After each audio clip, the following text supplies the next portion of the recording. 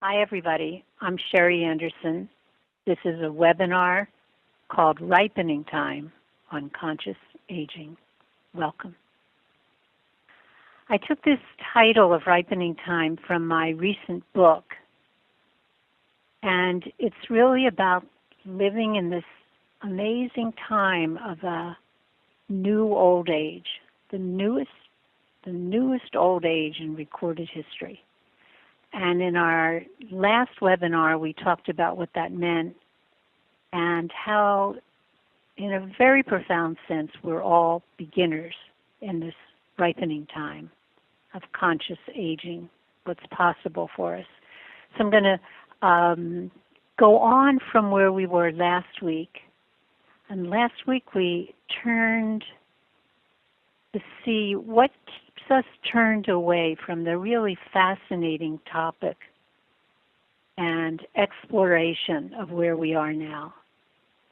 There are many things. We talked about one of them last week. This week we're going to take a different kind of view, a wide view and a long view of the arc, trajectory of our life's journey.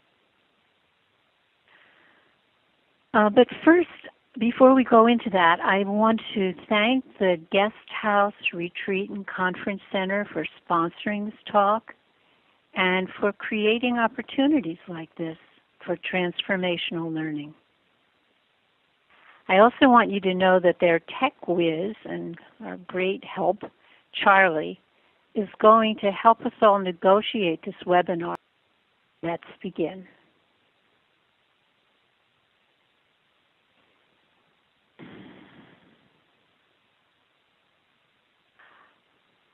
As I said last week, old age is very new right now. It's really, if you read the gerontologists and the demographers and their comments about what's happened with old age, they're astonished. Nobody predicted the extent of what's happening now with old age. One of the things that makes it new is how many of us there are. In a couple of decades, 2 billion people on the earth. 1 in every 4 people will be over 60. Used to be 1 in 4. So 1 in 4 people. It used to be 1 in 10. So the pure numbers of elders have expanded beyond what anybody thought was possible. Add on to that something really important for us. A whole new life stage has been added. It's a generation and a half, 30 to 35 years in the West of longer living.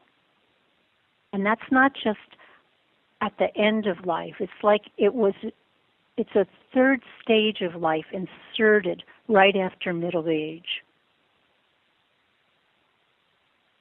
What can happen now? What's this time for? What can we become? And then here's the third thing.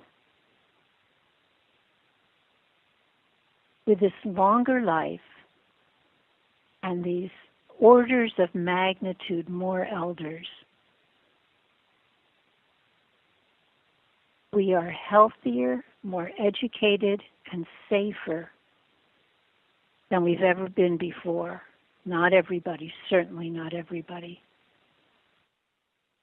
But vast numbers of people who are actually very interested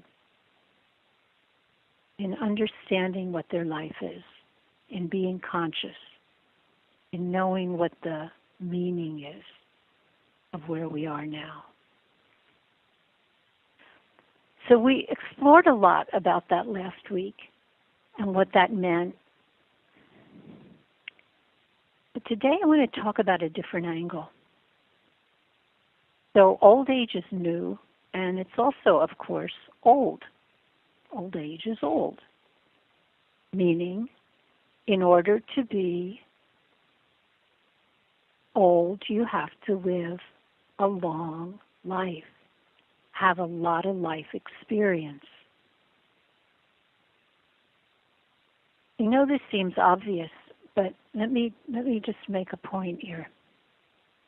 I was talking to one of my friends who's a Tibetan Lama, and she said, I think that the wisdom that you get from a long life is something you can get from meditation.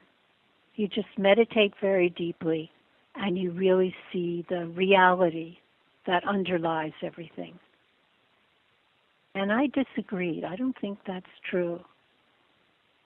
I think that there's wisdom, compassion, openness, and most importantly, beyond our knowing what it means to be a human being. We don't know yet because we haven't been full-timers. We haven't had a full measure of years in which to live. But now, more of us than ever before in human history have that chance. What can we discover? Second point about old age being old. It's ancient. There are ancient traditions that take this period of time very seriously as one of the most precious times, time that you can develop a heart of wisdom, time to become an elder, a bridge person between all those who have gone before us and the children of the future. Take a breath right now. Feel into, if you will, what that might mean to really take seriously being in a time when you're a bridge person, when you're holding the awareness, the consciousness of all those who have gone before and all that are yet to come. And what can that develop? What can that allow? So, we're seeing something here that's going to be one of the key themes today, which is old age is new and old age is old. And you could call that a paradox. And they're living in the time of paradox, living in paradox, is in the nature of becoming an elder. It means seeing beyond either or, birth and death, making them opposites. What if you don't split birth from death? What if you don't split apart life from death?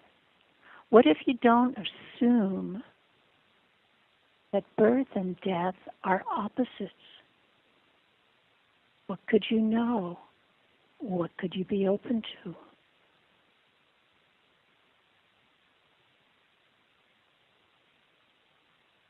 Here's another paradox, so-called paradox, of living in a time when you're aging. I said last week that the great transformative opportunities with aging are called the gifts reserved for age. How can they be gifts when nobody wants them? They're the things we looked at last week about losses, diminishment, limitations in our capacities. I didn't mention, but it's also obvious how near we are to our own death. Grieving. And also another characteristic that's true for elders, the combined awareness of your experience, grieving and joy, poignancy, celebration, sorrow, fear, adventure. You can feel them all together. It's one of the characteristics of growing old.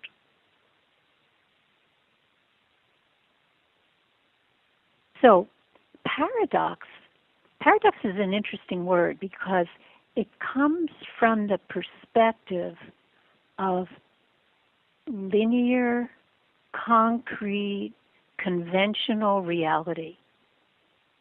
It says, how could it be that you can be old and young at the same time? Doesn't make sense that birth and death would be the same in some basic level. So I want to tell you a little story. I heard this from Rabbi Zalman Schachter, who was one of the great elders and teachers of our time. It's a story about a theologian and a mystic. So the theologian and the mystic fall in love. And they don't get a lot of time together because the theologian's very busy writing books about all that the theologian knows. But when they can get together, they are like lovers. And the mystic says to the theologian, I love you so much. When I look at you, every time you just stretch, I see a beautiful swan. A swan who's, you just stretch out your shoulders and you stretch out your arms and there's like wings, great white wings. And I'm in rapture. And the theologian's very happy with this, smiles. Thank you. Next time they get together, the mystic says, I love you so much. I'm so happy to be with you. You know, when I'm with you and I look in your eyes, I enter a deep, clear pool of dark mystery. And the theologian says, well, make up your mind. Am I a swan or a pool? Right? So the theologian is coming from the conventional view. Look, I'm either a swan or a pool. How can you say I'm both? The mystic is coming from the reality underneath that permeates and penetrates, and not the world of concrete opposites. So you could say a mystic or a poet or a dancer or a painter. You could say a listener. You could say someone open to the great mystery that is our nature. But whatever you say, that's the place we need to come to today, because we're going to be looking at something that really invites us to perceive the way a poet could perceive. Someone able to use words but not attached to words. Or a painter, or a musician, or an artist of any kind. Someone who swims in the great ocean and is not limited by the form and shape of words or events. So you could say what we need today is to be able to open to our own lives as an artist would, as a mystic would. And the question that I invite you to contemplate with me is this.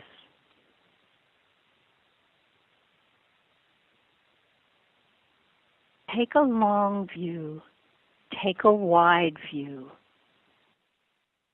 take an unencumbered view of the arc of your life, the trajectory of your life, the whole movement of your life. In order to get a sense of what is this life that I have lived so far.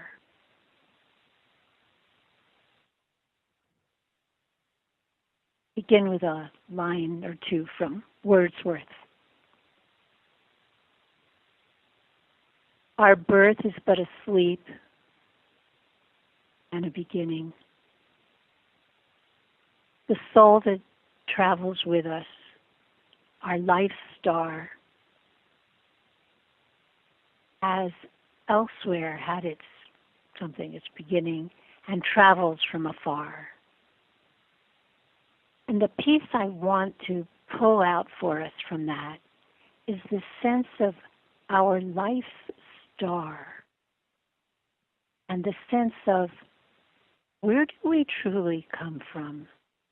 What are we truly about in this lifetime? What has called us here? And how have we been shaped by what you could call destiny, purpose, intention, orientation, a flame?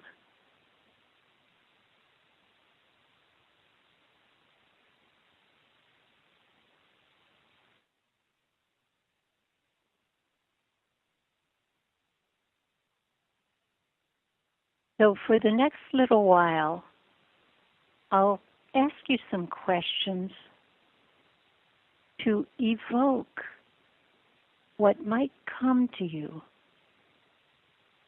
as you begin to contemplate, what is this life that I've lived? What is the shape of it, the color of it, the harmony or cacophony of it? Let's start like this. If there were an artist who could paint the truth of your life, who would it be? Would it have to be Picasso? Or Rubens? Or one of the great Dutch painters with all the activity that's going on? Or maybe Vermeer, who could paint the light and the way it's guided you? And what kind of colors would be needed? And should it be an oil painting or watercolor? Or a sketch that changes?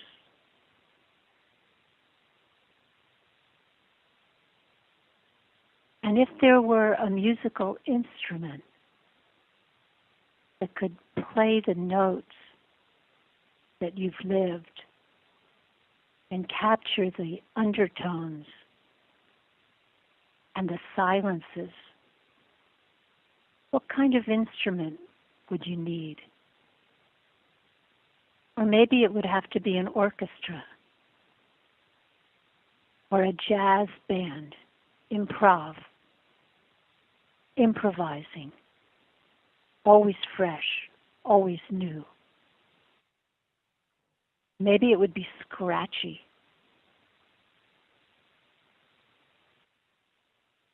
Or a chant.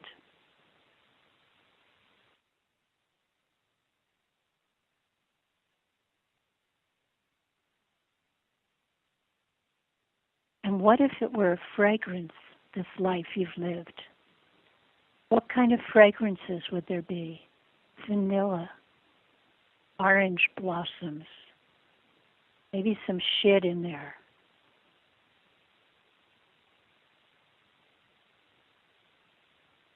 And what if it were only portrayed with movement?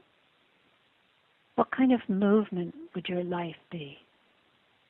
Underwater, swimming, dancing, Would you need a whole company of dancers, or would it be one? Do you see what I mean?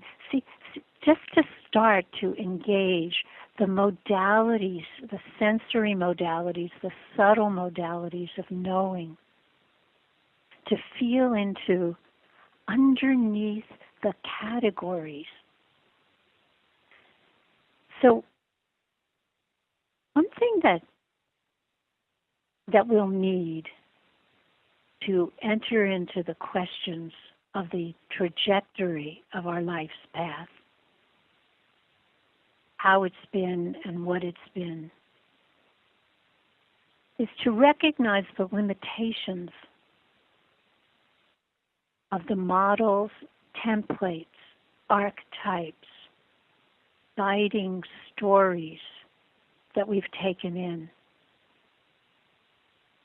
Some of them are spiritual templates.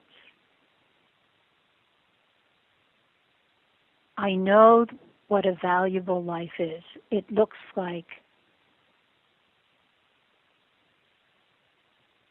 what the saints lived. I know what a meaningful life is. Lifetime after lifetime, I remember taking the Bodhisattva vow that no matter what happens, my life is about dedication and giving.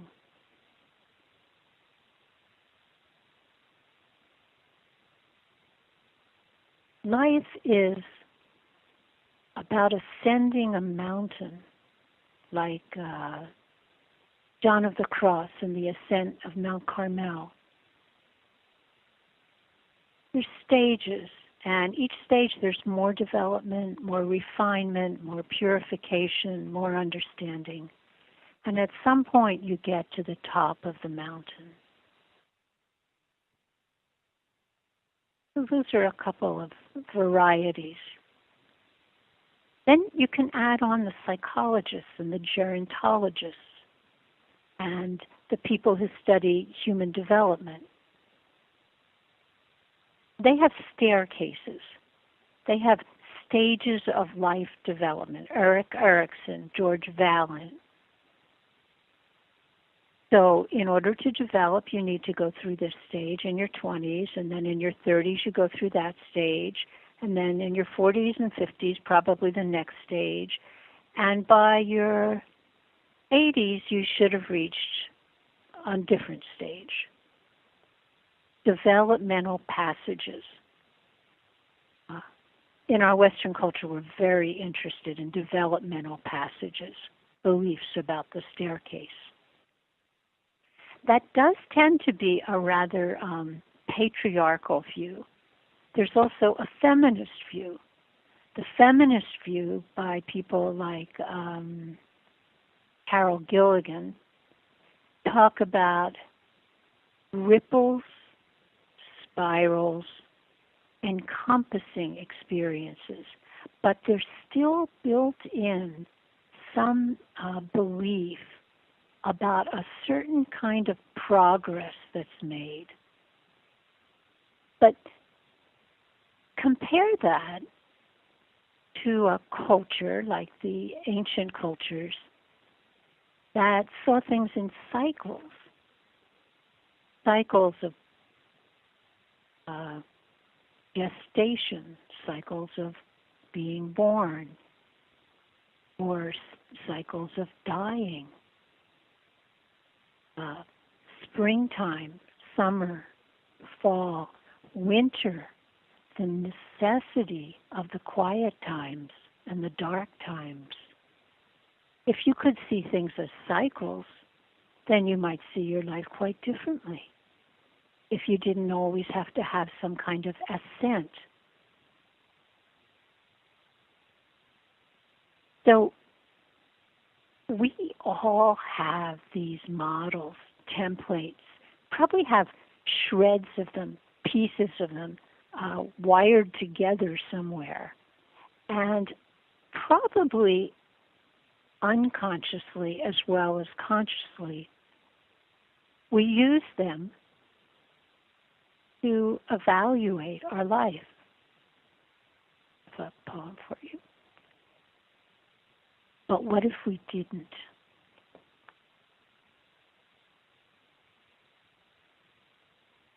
What if we recognized, at least today, at least for now, those are boxes. They might have been useful to us, those archetypes, images, models, stories, guiding stories. They might have been useful to us at different times of our life, but are they true? And do we still need them? And is there a way they limit us?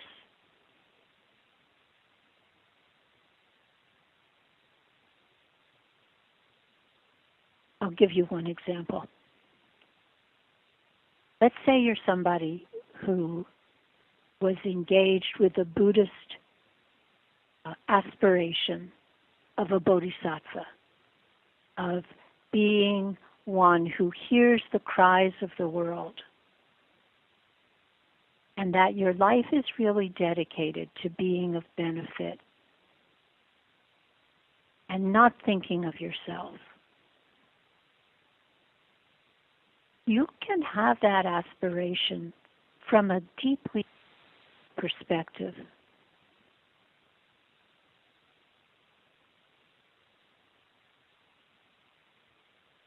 You can think you understand it, and what you think might be a limitation. Might be you shutting down your shining, shutting down your possibilities. Might be you working at a job that no longer is true for you. Might be you identifying as the giver, the good person, the one who always benefits others, who has no needs. So whatever that aspiration is might be understood in a very narrow way. But because it has helped you so much in the past, you continue to hold on to it without even questioning, is this true? Is it true now? Is that what I am? Is that what's possible? So here's a poem from a Zen master wrote about 500 years ago. 10,000 flowers in springtime, the moon in autumn, a cool breeze in summer, snow in winter. When your mind is not clouded by unnecessary things, this is the best season of your life. This is the best season of your life.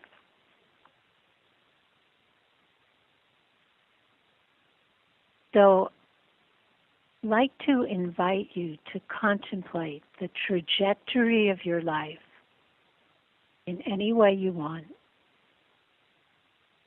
with an open mind and an open heart. Not with judgment, but with wondering.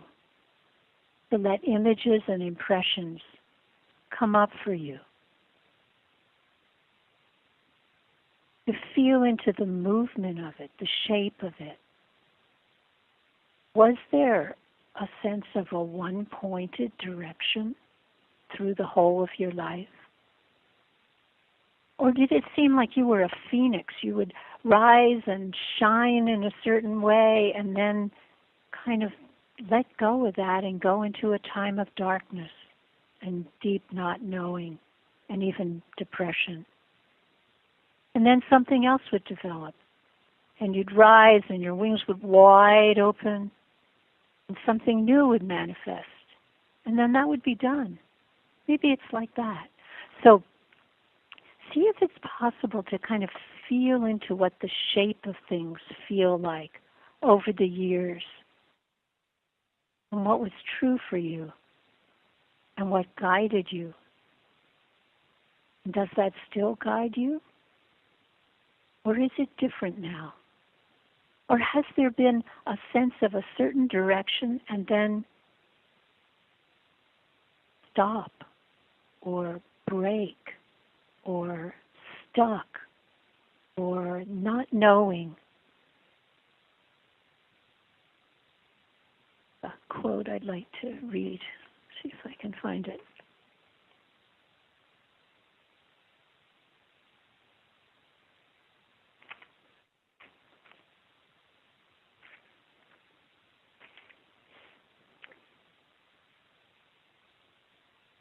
Several years ago, when I was first beginning to work on issues around aging, I interviewed a man who had been a wonderful mentor for me. And he had been an electrical engineer whose life changed profoundly. And he later became a spiritual guide and a teacher for many people. And when I interviewed him, I asked him what had taken him to the development that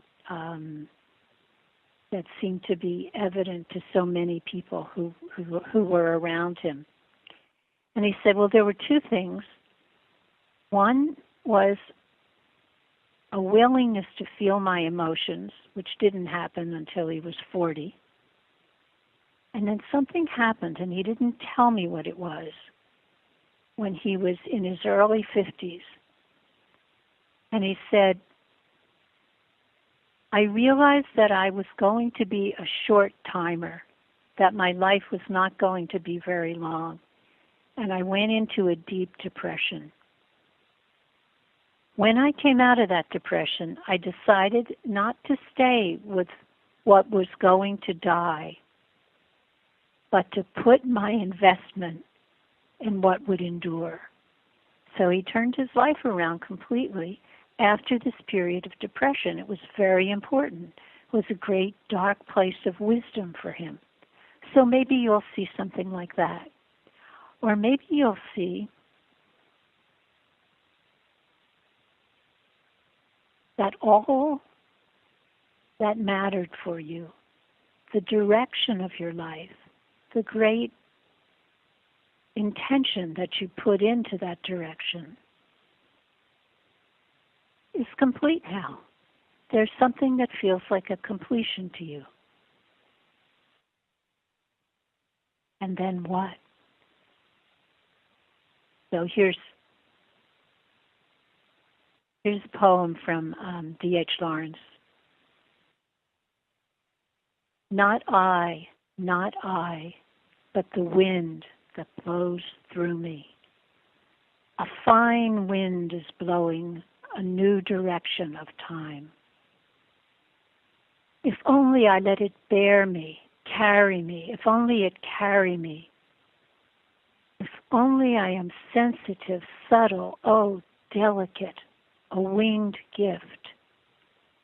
If only most lovely of all, I yield myself and am borrowed by the fine, fine wind that takes its course through the chaos of the world. A new direction of time. So maybe what's true about the life arc of your life right now is a new direction of time, or some combination, or none of those, and something quite different. So we're going to move to the time of doing inquiry, and I'll give you some instructions about that.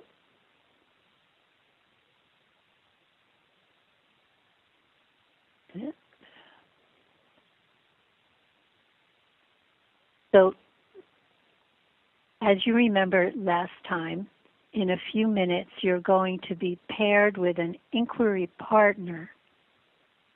And just to remind you, the inquiry discussions that you'll have will not be recorded, so you'll be completely private. I want to tell you what the questions are and how the questions work. And then I'll give you a couple webinar points about how to make that work as part of the webinar.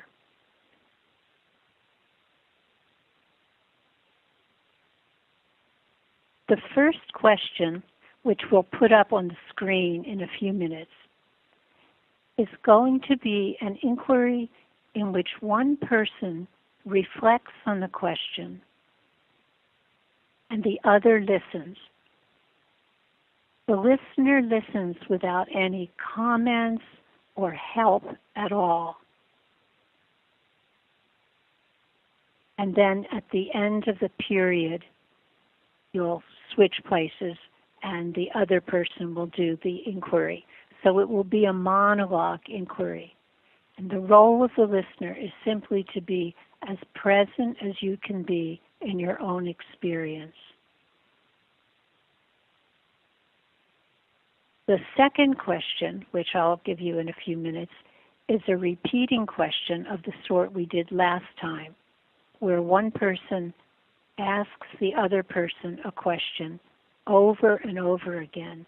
What I want to tell you about this and remind you today is that when you're asking the question of your partner, all you do is ask the question. That's it. No encouraging noises, no comments, no penetrating further questions to try to help the person. You just ask the question. And you allow your person to delve like a deep sea diver, deeper and deeper into what might come up. Both kinds of questions are inquiries because what inquiry really means here is discovery, excavation, openness.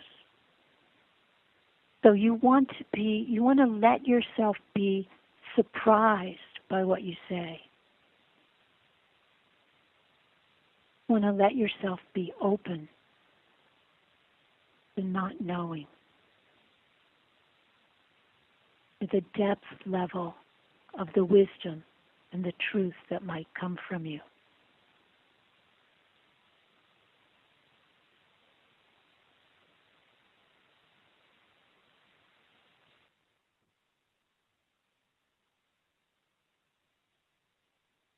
Okay.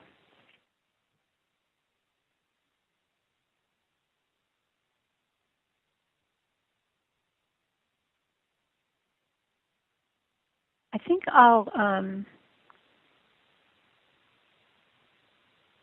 before I tell you what the questions are, what the inquiries are, I want to give you just a couple of pointers about the webinar and how it works. And then I'll read the questions to you, and we'll also put them up on the screen so that if you're joining by means of the computer, you can see them on the screen. And for the people who are here with me, they've been printed out, and we'll pass them out to you. If you're just on the telephone, please write the questions down. But right now what I want you to know is once you hear the questions, if you want to have a partner, you'd like to work with a partner, press 1 on your keypad, on the phone's keypad or the keypad on your computer. If not, press 2. So if you don't want a partner, you're going to journal or you just want to be alone, press 2.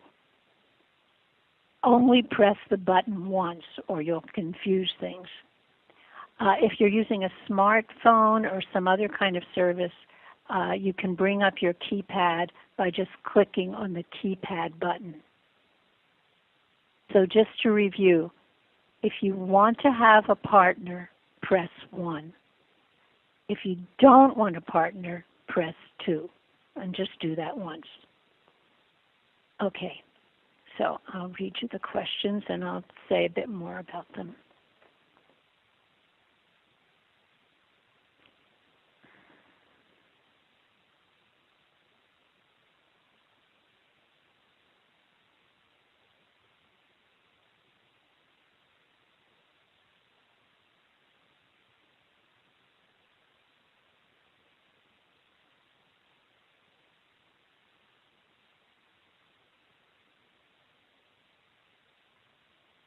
The first question is a monologue, which means each person will have 15 minutes to reflect and to go deeply into this question. Reflect on the arc of your life's unfolding, or what you can see of its pattern. Say that again. Reflect on the arc or the trajectory of your life's unfolding, or what you can see of its pattern. Were there stages of development, meandering and exploring, single-pointed orientation, something else? So I talked about a number of different things. See what's true for you. And what can you see about where the pattern is for you now? Does it seem complete? Is what you wanted undone and maybe undoable from where you are now? And how do you feel about that? Or now, is there something totally new and unexpected? So look at the arc of the unfolding of your life, and then toward the end of your 15 minutes, see where you are now, what's true for you now. So each person of the pair will have 15 minutes, and you'll time yourselves, and at the end of 15 minutes, then it's the other person's turn to explore this question. After each of you has a chance to explore the question of this life trajectory, we'll go on to a repeating question. This will be 10 minutes for each person. Here's the repeating question. Tell me, what is this time of your life for? You'll ask the question if you're the asker. Your partner will answer. And let the answer come. Let it just come. It doesn't have to make sense. It doesn't have to make sense to you or your partner. Just let it come up from the deep underground river of what might be moving in you. Then your partner says thank you to let you know it's been received, and asks you again, tell me, what is this time of your life for? Then you wait. And it may be that your partner needs a lot of time, as much time as your partner wants, until some response comes. And you respond with whatever is genuine and real and living in you. It might be, I have no idea.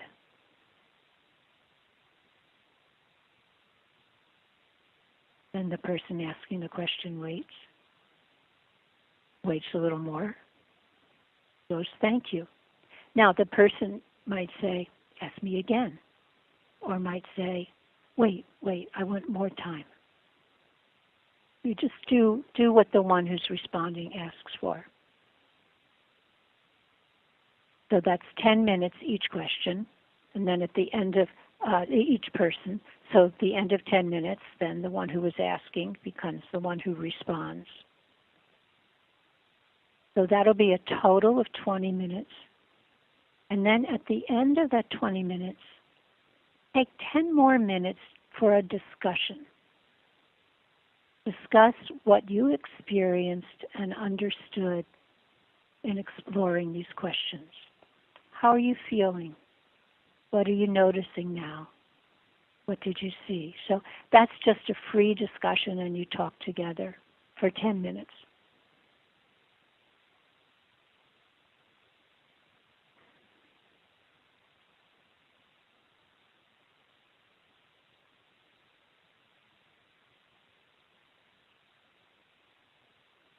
It's really important that you not change the wording on the repeating question, because it will throw your partner off. It's like you're really diving deep. You're really not knowing. You hear the question. You're really listening to the question, and then something comes and you say it. If your partner starts to get creative and try to change the question, it throws you off. So please don't do that. Ask the question exactly as I've put it. And remember that both the monologue and the repeating question are discovery processes. They're for you to delve in, to dive in, to not know. And in a sense, the answers that you give are not as important as the process of diving in, allowing, and opening to the clarity or understanding or insight or not knowing that arises.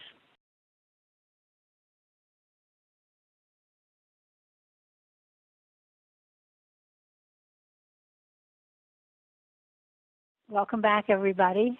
Glad to see you. That's glad to see the people who are here with me live, and glad to be with you on webinar with everybody else and on your phones. Press 1 on your phone if you'd like to speak, and Charlie will announce you to the group. Please remember not to say your last name because we're recording these sessions for later viewing. And if you want to ask a question via text, open the control panel to the right by clicking the small red arrow and then click questions. Okay, I'll say that again. If you want to ask a question with text, open the control panel to the right by clicking the small red arrow and then click questions. Otherwise, just press 1 on your phone. And for people who are here, if you have a comment or question that you'd like to share, just raise your hand and you can come up here and use the mic. So I'm curious, what did you find out about looking at the arc of your life right now, the trajectory? Did that work for you? Was it interesting? Where are you now? And also, what is this time of your life for? What was it like to work with that repeating question? So, comments, questions, the space is open. I have a question here, Sherry. Okay, go ahead. Our first question asker is Terry. Go ahead, Terry. Oh, hi, Terry. Hi. My question is, I feel like that the window has just been cracked in these 2 sessions, and I'm just wondering if you have any idea of any further group in mind. I just have a real sense that my boxes just kind of came down. Okay, well let me just ask you a little more. You said you feel like the window's been cracked and your boxes came down in these 2 webinars. Could you say a little more? What's actually happening? What are you noticing? Well, in sharing the monologue and the repeating question, it was just wonderful, you know, because my partner and I are completely on opposite sides of the U.S. and just the awesomeness of talking about these things, you know, with this technology that can connect us, and yet we can be in our own homes, that you had a group there. And I'm in a little travel trailer, and I came over to see my son, who's 2 hours away from where I live, and so I'm on a cell phone and in my son's driveway in a travel trailer, and I'm connected with a woman clear across the U.S., and we're talking about... So where are you, Terry? What state are you in? I'm in Seattle, Washington, but I live in Sequim. And your partner, where was your partner from? in Toronto. In Toronto. Amazing. So, you're mentioning something that I forgot to mention today, but we talked about last week about what makes old age new. And one of the things is this amazing experience of technology. So there you are in Seattle, Washington, in a trailer on your cell phone, and there's your partner in Toronto, and you're really connecting. I think that's sensational. Well, it is, and so I've just had like rainbow chills up and down my body, with this wow, and having the opportunity to talk about some of these questions, and I don't have those opportunities in some of my relationships because they're not to that level, and I miss that. You're saying something that people here were saying too. Sometimes you think, well, it's only in Squim, where I don't have a chance to talk to people who feel this way. But people who were here earlier were saying, well, my friend said, what? You're going to a webinar about getting old? Why are you doing that? Yeah. And yet you're finding it thrilling. Well, I'm not sure what we're going to do with this. Our thought was that if there was enough interest, it would be truly amazing to have a webinar with, that reaches like to Singapore and Europe and the Philippines, like this one does, with a continuing group. So the continuing group would be able to build a real sense of community, and we could learn from each other. So right. I'm not sure if that's going to happen, but your call is support for that. Yes. Mm-hmm. Because I don't have that element. I can't, I don't know how to enter all the things that you talked about without having some kind of group, because I don't have the relationships in my life to ask and be present to this kind of inquiry. And so if it doesn't happen, then I just go back to my boxes that have been destructed. Well, I don't think you're going to go back to your boxes if it doesn't happen. But it's really moving what you're saying about what could happen. I just have there's a way to do this. I have this image of this window, and it's just cracked, and there's this huge desire to open it and breathe the fresh air. And so I'm like, wow. Yeah, what a great way to describe it. So the window's cracked, and there's a way to breathe the fresh air now. That freshness is what comes from being with what's true for you. And not only that, but exactly what you're saying, not only being with what's true, but being with other people who actually want to hear what you're saying. Not just willing to tolerate you're talking about it, but actually want to hear and want to share that with you. And that's what lets you know when you're part of a new phenomenon in the culture. Well, and my partner exactly what you're describing. My partner and I talked about how important it was for us at this time in our life to actually stand naked before ourselves and have a witness. And I don't find that, that I have that depth in my relationships where the pretenses of just maintaining the status quo of what's acceptable and not acceptable, or just seeing ourselves. And in one example that we talked about was, having projects that we postpone or not being organized in our drawers, and yet people think that we're the organized person, and we're going, hey, I'm really not, and taking a look at that, and not wanting to to just hold up these pretenses anymore, because I don't have the energy, for one, and it's not important anymore. Now, maybe it served a purpose at some point in my life, but it's not serving me now. I just am who I am. And so, yeah, I do postpone things, or this doesn't happen and that doesn't happen, and just looking at the pattern, or just standing open and naked and not worrying about it. Standing open and naked and not worrying about it, and being able to go that deeply. It's very moving. Thank you for calling. We'll see what's possible, Terry. Thank you very much. So I'm supposed to repeat this. Press 1 on your phone if you'd like to speak, and Charlie will announce you to the group. Remember not to say your last name. And anything that you'd like to say that came up for you, or questions or comments, it's really wonderful to hear. And I know last week, hearing from people, there's something about speaking to somebody in another country or across the continent that's thrilling. And especially to be able to speak about something that's real and to be heard.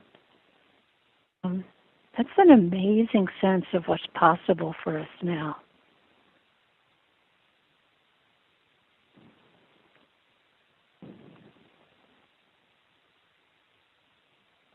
We don't have any hands raised right now for questions, so you want to take one from the live audience, Sherry? Okay, so there's no questions from the webinar. Somebody here want to ask a question, comment?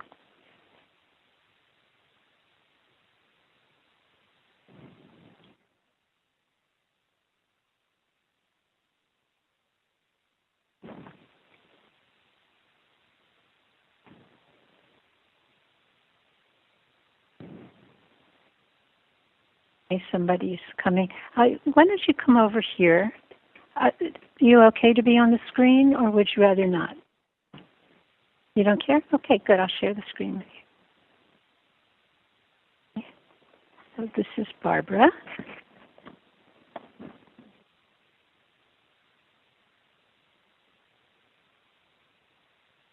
A couple of questions. Very, very excited to be here.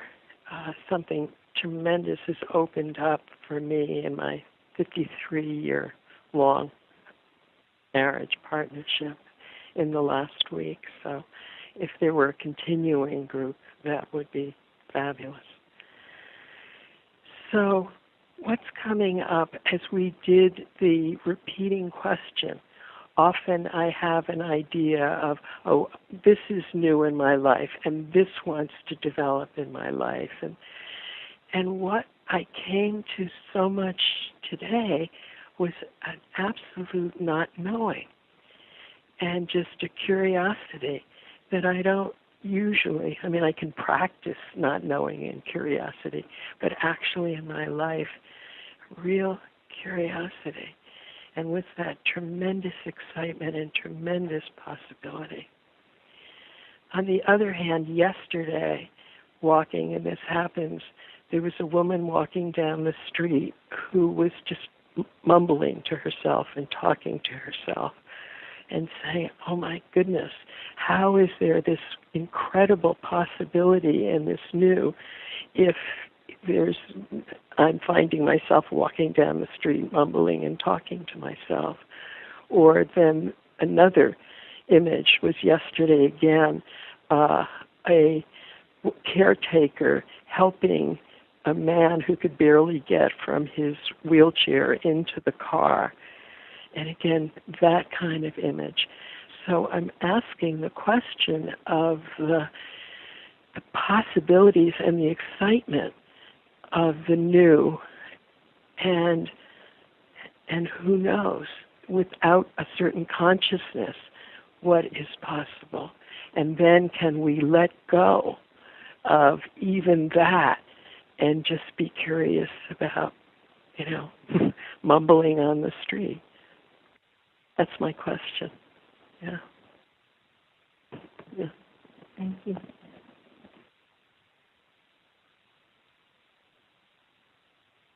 So obviously, I'm not going to answer that question. I don't know what to say. This is, do you see how much courage this takes? This is not theoretical. This is not you're in a school to be trained for something and you're learning something. This is life. This is like the scariest thing there is in life. You know, in ancient times, there used to be mystery schools, and people would be initiated in very scary kinds of initiations to the not known. And the elders would sit in circles and pray for the ones who were going through this process. Well, we're going through this process, and we're the elders. And so we need to be here for each other and to delve into this. And we can delve together into that possibility. And that's what it means to be explorers. Thank you so much for your question. I think I'd like to read you a little excerpt that's coming up for me with Barbara's question and Terry's question from something William Stafford wrote. He's from the Pacific Northwest, Terry's neck of the woods. I think it's for all of us who are making this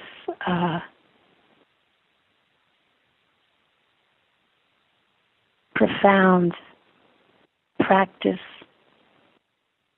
of being conscious and aging. Just read you some excerpts from it, called A Ritual to Read to Each Other.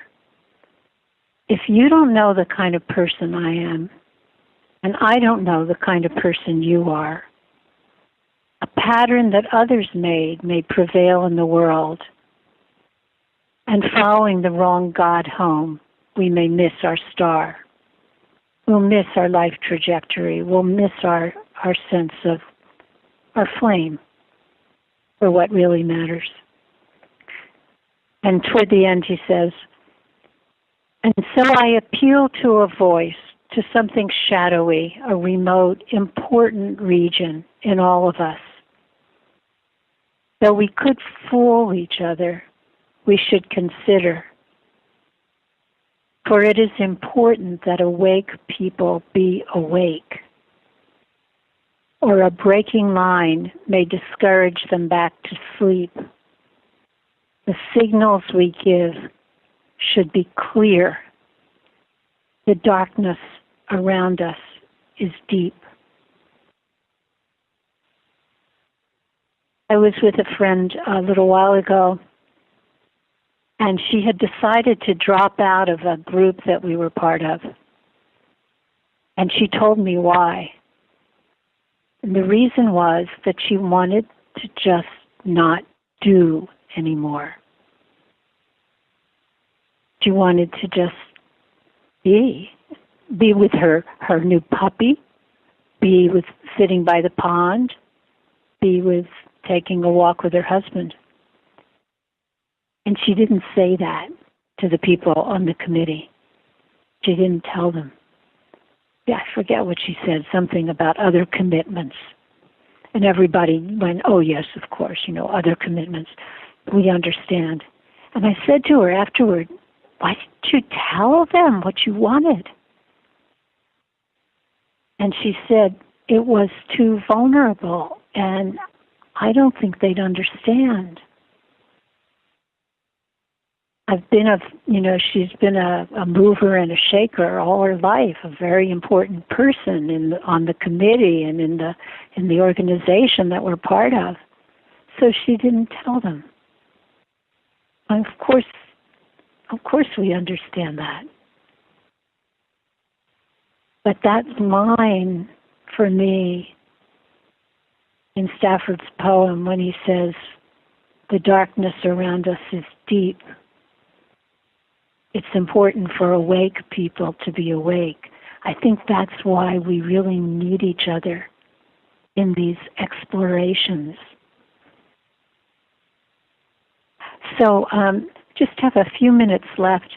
I think if there's no more questions, I'll read you from the last paragraphs in my book on Ripening Time. Sherry, we have a couple hands raised. Oh, all right. Well, I will then not do that. Go ahead, Charlie. Let's take a question here. This is going to be from Nancy. Nancy, go ahead. Okay, thank you. Hi. Hi, Sherry. I found that exercise, the inquiry, very impactful. And one of the things that came out of it for me was realizing I have been very close to death in the last year, once in a bad car accident, and the other time I saved a life friend when her heart stopped. So I saved her life. And I felt death very, very close in both those places. And so I feel like the veil is getting thin for me, between sort of almost this world and the next, and the vulnerability and the sort of transparency that I feel. It feels like this is such an enormously rich time of my life because I can feel the shadows that are still in me, and I can feel where my heart still isn't open.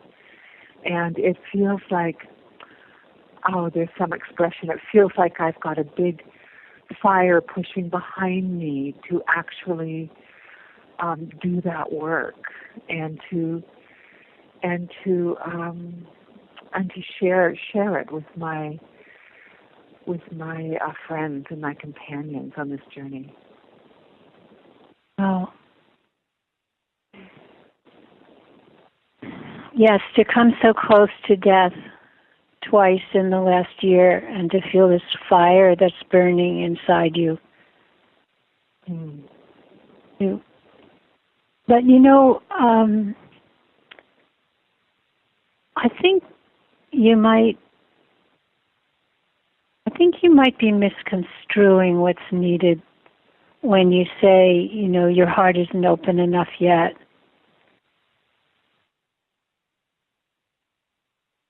Include it all. What do you mean? Include everything. Include everything. It's all true. It's all here.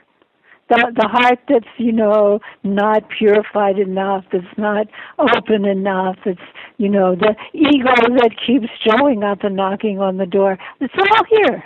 That's us. That's all of us. Include it. I see that. I see including it. Including it is, it becomes part of what is vulnerable. Exactly. Yeah. Done. Oh, that's wonderful. I'm very glad you said that. Thank you. Thanks for your call. And thank you. Welcome. Okay. I think I can read this now, and then we'll finish really appropriate with this last call. After all, we're each so unique. The gifts we're given, the circumstances we're born into, all that we develop and all we collide with along the way. Who can say what the purpose and point of each life is?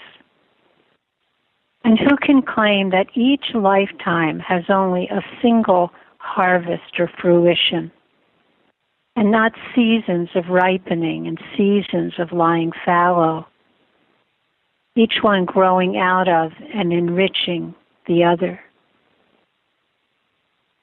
Maturity is not what you look like or act like. It's not how photogenic you are with your white hair and your wrinkles, or how many stories you may or may not be able to tell. And I think it's not even an openness of mind and heart, though those are great gifts. Maturity, it seems to me, is what has been gestating and growing in you all these years. A wholehearted humanness. And I believe it is a willingness to stand by, to stand for what you love, and to speak about it when you're ready to. To reach the true harvest of our lives is to mature, not for ourselves alone, but for all our kin on the planet, for the sake of all those who've gone before, for the children of the future. Thank you so much for joining me. I'm really, really thrilled to be able to be a part of what's been growing here. Okay, and thank you to Guest House. Bye-bye.